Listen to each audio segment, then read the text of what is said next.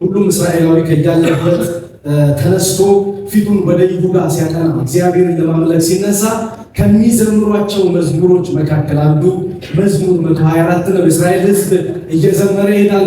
እግዚአብሔር ከኛ ጋር ባይሆን የመኖሩ የመስፋቱ የመበልጸጉ በደህንነት ወጥቶ የመግባቱ የህልውናው የመከበሩ መዝሙር 110 ላይ እግዚአብሔር ከጽዮን የኃይልን በትር ይልክልሃል፣ አንተም በጠላት መካከል ግዛ የተባለ ህዝብ ነው። በጠላት የተከበበ ህዝብ ነው።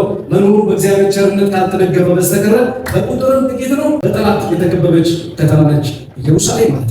እግዚአብሔር ከኔ ጋር ባይሆን የሚለው መዝሙር ለእስራኤላውያን መዝሙር ብቻ አይደለም፣ ትምህርት ነው፣ እምነት ነው፣ ከህልውና ጋር የሚያያዝ ጉዳይ ነው ይመስለኛል። ለቤተ ክርስቲያንም እንዲሁ ዓለም ጌታን እንደምትጠላው እና ከዚህም የተነሳ እኛን እንደምትጠላ እንደምታሳድደን ጌታ ኢየሱስ ነግሮናል። በጠላት ግዛት ውስጥ ነው ያለነው።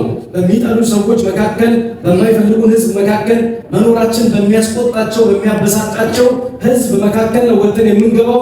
እግዚአብሔር ከኛ ጋር ባይሆን ዛሬ ባላየን አሜን በሉ። ቁጥር 8 ላይ ረድኤታችን ሰማይና ምድርን በሰራ በእግዚአብሔር ስም ነው የረዳኝ እግዚአብሔር ነው የሚል አሜን ይሁን። ክብር ለኢየሱስ ይሁን። ስለዚህ እግዚአብሔር ረጃችን ነው። የኛ ረዳት እግዚአብሔር ነው።